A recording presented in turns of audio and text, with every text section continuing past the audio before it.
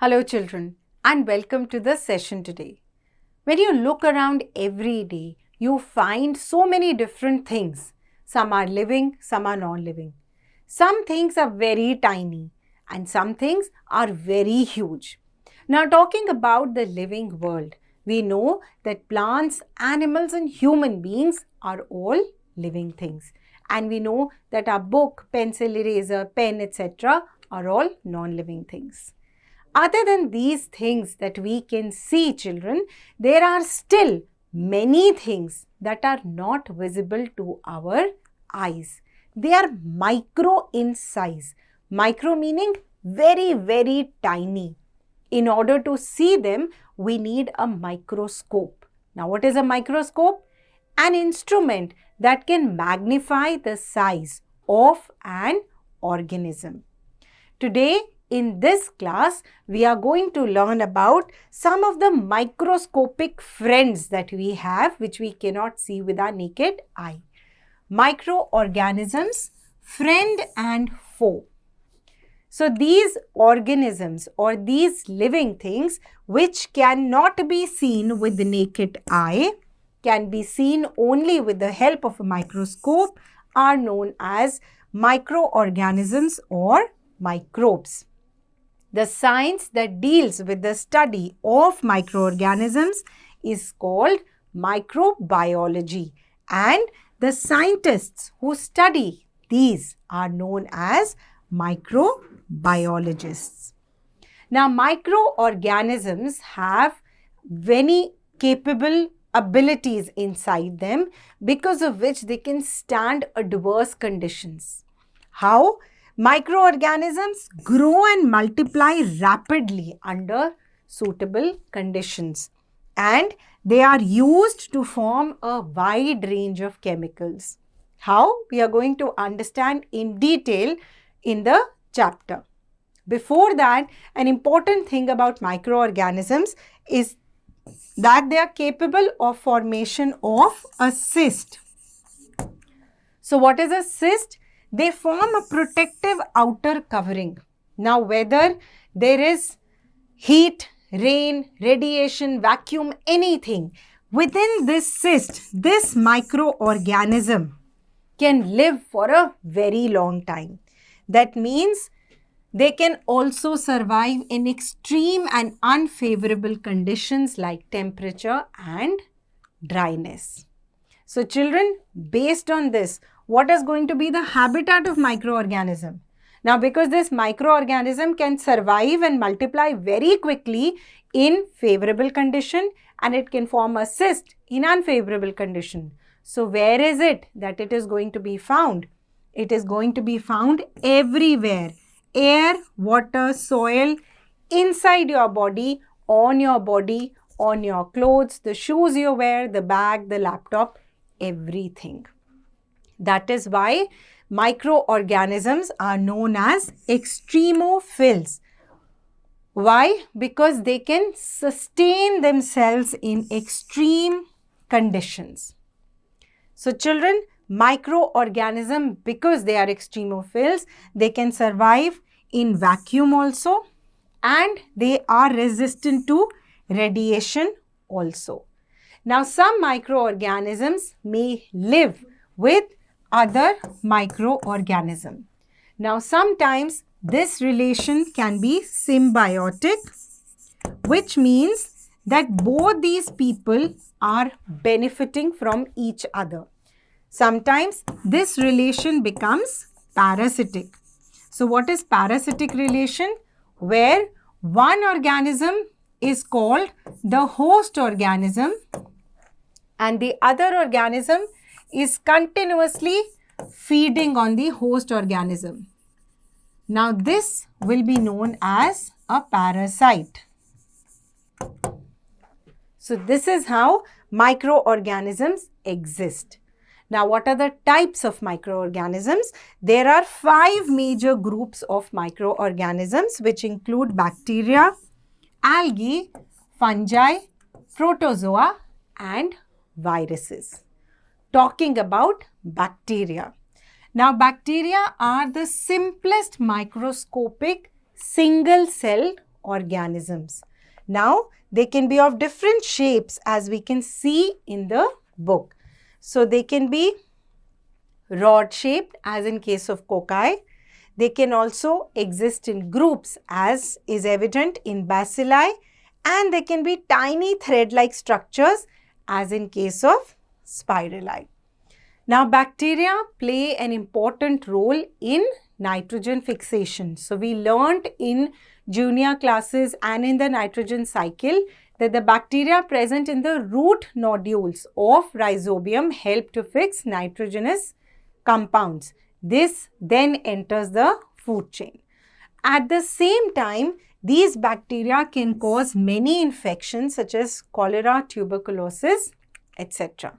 Now, what is the size of this bacteria? This bacteria is on an average 1.25 millimeter in diameter. Children, what are the other problems that these bacteria can create for us? Some bacteria cause severe diseases like tetanus, typhoid fever, pneumonia, syphilis, cholera, tuberculosis, etc. This is in human beings. In animals, they cause a disease called anthrax, which affects cattle. Now, in plants, they cause leaf spot, fire blight, wilts, etc. And what is the mode of spread of bacteria? They can spread through food, air, water, even through insects. Now, talking about useful bacteria. Bacteria are also symbiotic in nature, as we have discussed in case of Rhizobium. Then there are bacteria which are present in our intestine which help to maintain the balance of our intestine, and they also provide vitamin K which is required for the body. Vitamin K is that vitamin which helps in clotting of the blood. Now, another important reason why bacteria are important is because they help in the formation of curd. They help in the formation of fermented foods such as cheese, pickles, soya sauce, vinegar, wines, etc. And using biotechnology techniques, bacteria can also be used to produce therapeutic drugs such as insulin. And we all know that the yummy curd that we eat is loaded with lactobacillus. These lactobacillus are very, very friendly bacteria that help our intestine. Given in your book is a simple experiment to understand what is the right temperature at which the bacteria in curd help it to set. Let us understand this with the help of a video. Microorganisms are useful to us in many ways. Bacteria help in the formation of curd from milk. Take 3 cups of milk, label them as A, B and C.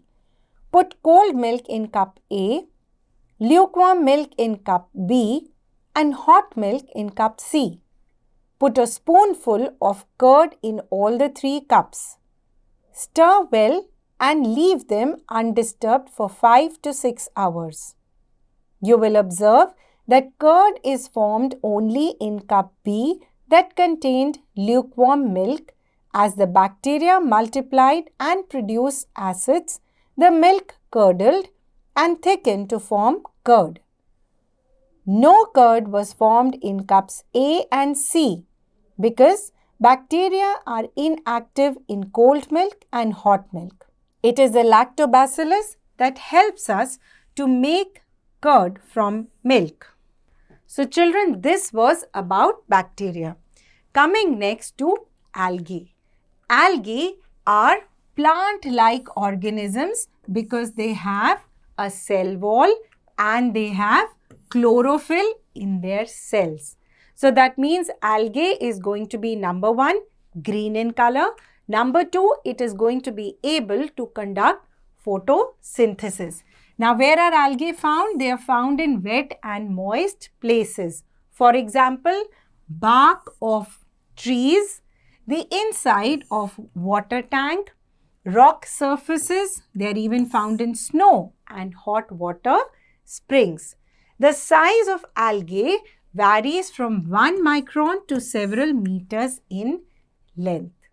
Chlamydomonas and diatoms are unicellular algae, and Spirogyra and Oscillatoria are multicellular. So that means algae can be multicellular also, and they can be unicellular as well.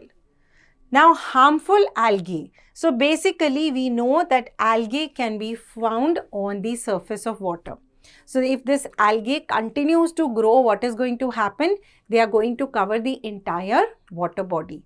Once the entire water body is covered, children, the animals, the aquatic animals and aquatic plants will not be able to survive under the surface of water because no sunlight will reach them.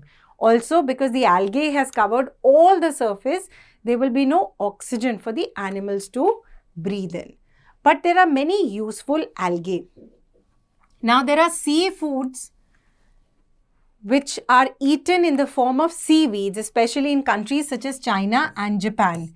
Red algae is used to produce agar-agar, which is a very, very helpful laboratory compound.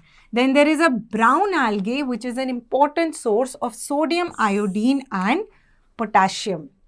And we were just talking about diatoms. The shells of diatoms are rich in silica and they are used in making glass, porcelain, tooth powder and metal polish.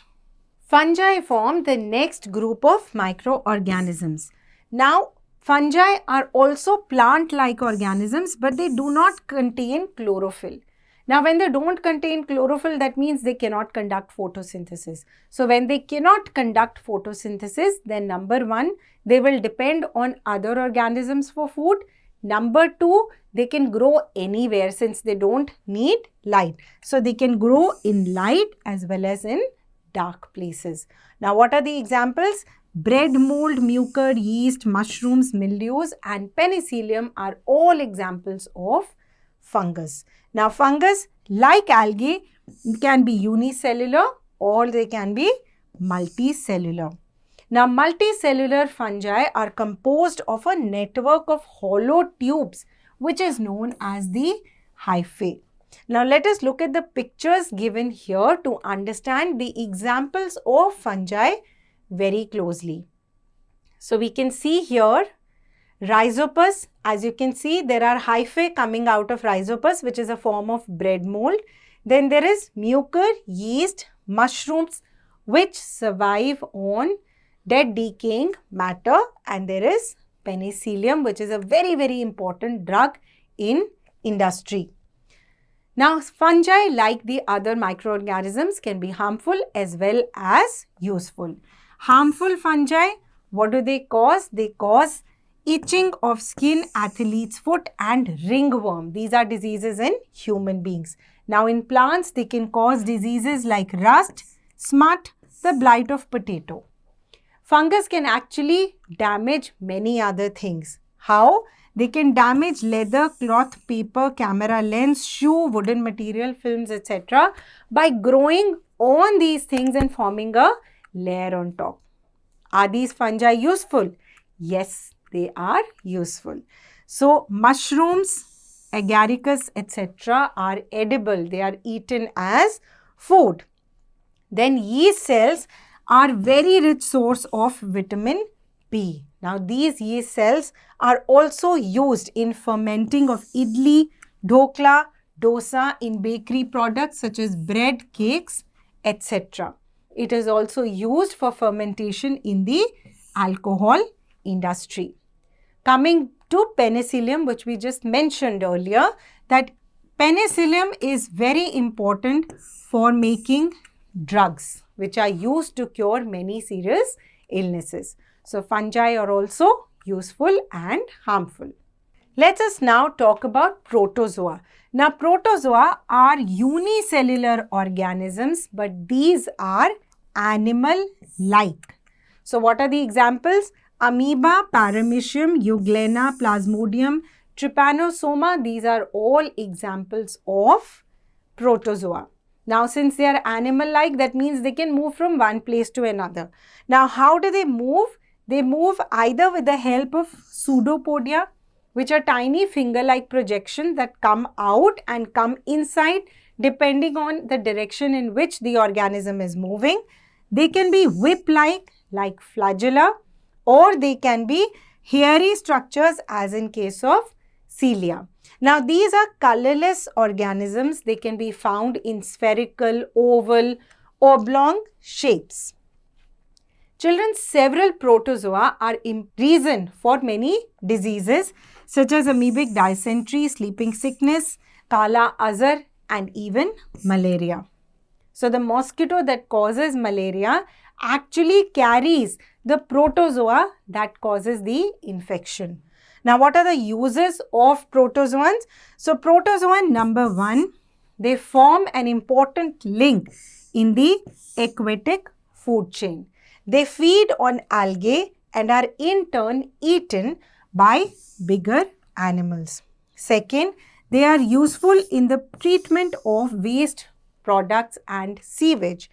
Third, they are an important compound which is used in various biological activities in the research. Coming next to virus. Virus is the deadliest of all the microorganisms. What is the reason?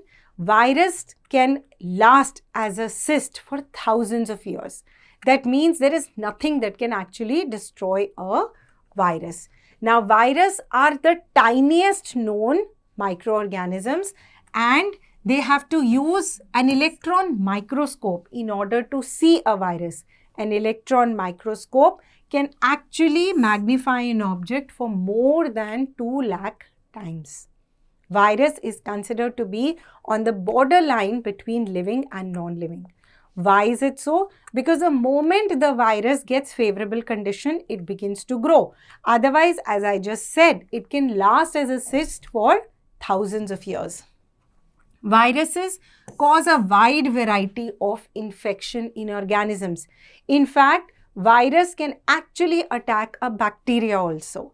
And such viruses are known as bacteriophage. The study of viruses is known as virology. Most virologists consider the viruses to be non-living. Now, what are the harmful viruses? Viruses cause diseases in plants, animals, and human beings. We know that common cold, polio, and mumps, measles, AIDS, rabies are all caused by viruses. And we all know the disaster the coronavirus has brought on this world. What are the useful viruses? Virotherapy is a therapy using viruses. Now, this therapy has shown considerable promise in the field of treatment of cancer and in gene therapy. Now, talking about harmful viruses, all these organisms are responsible for some or the other kind of disease. Let us study about them in detail. Microorganisms are also harmful. They cause diseases in humans, plants, and animals. Disease-causing microorganisms are called pathogens. Pathogens can spread diseases through the air, water, food, insects, and animals. Diseases spread through pathogens called communicable diseases. Common cold is spread through air we breathe. When a person suffering from common cold sneezes, droplets of moisture carrying germs are thrown out into the air. And when a person nearby breathes this air, he too gets infected. Tuberculosis and pneumonia also spread through the air we breathe. Diseases like cholera, jaundice are spread through infected water. Cholera and typhoid are also spread by eating unclean food. Protozoa, bacteria, and spores of fungi spread through spoiled food. Children, in the struggle to fight COVID, we all know that all the countries around the world put their technology to use. Now, what makes these microorganisms so powerful? Number one, their size is too tiny, and number two, the distribution is too wide. We've just studied that they can form a cyst around themselves and they can survive in unfavorable conditions. So, there's no way that they can die. Another is reproductive potential. Given a favorable condition, these reproduce to form millions more, not 100 more. That is the reason the spread of infection is so fast. Number 3, variability. Now they come in a huge variety, and because of that, mutations keep taking place. So we saw how the original coronavirus came, then the Delta variant, then the Omicron, and then it just continued into mutating variations. As we have just read that these viruses spread through food also. So how do we protect our food? So the favorable conditions that lead to reproduction of these microorganisms are air, water, and warmth. In the process of food preservation, we eliminate these conditions. When these conditions are not there, how is the organism going to grow? Let us take some examples. So in case of drying or dehydration, as in case of papad, the food is completely dried. Even in case of dry fruits, that is how the condition, one of the condition of growth is removed and the microorganism does not survive. Next comes freezing. You remove the warmth. You freeze an item in cold storage like frozen peas, etc., frozen vegetables, frozen corn. All these things keep the food fresh for a very long time without any microbes growing in it. Then comes salting. Now what is salting? Salt, when added in a large amount, causes dehydration of the food item. So when there is dehydration, there is no water. When there is no water, the organism cannot survive. In case of pickling, what do? We add a lot of oil as well as a lot of salt. So we have removed air by adding oil. We have removed water by adding salt. So that is how pickles last much longer than the original food. Then comes canning. In canning, what do? You sterilize the container in which the food is put. You boil the food and put it inside that container. Air is eliminated, and of course, boiling ensures that whatever live germs were there, they are all frozen into a cyst. Then comes bottling and pasteurization. So we all know that pasteurization is a method in which milk is first boiled to a very high temperature and then immediately cooled down. Because of these, the bacteria are killed, they are destroyed. So children, in this chapter today, we have learnt about these tiny little things around us, in fact everywhere around us, that can either be our friend or our foe. I hope you have understood the lesson well and are ready to attempt the questions at the back. Thank you.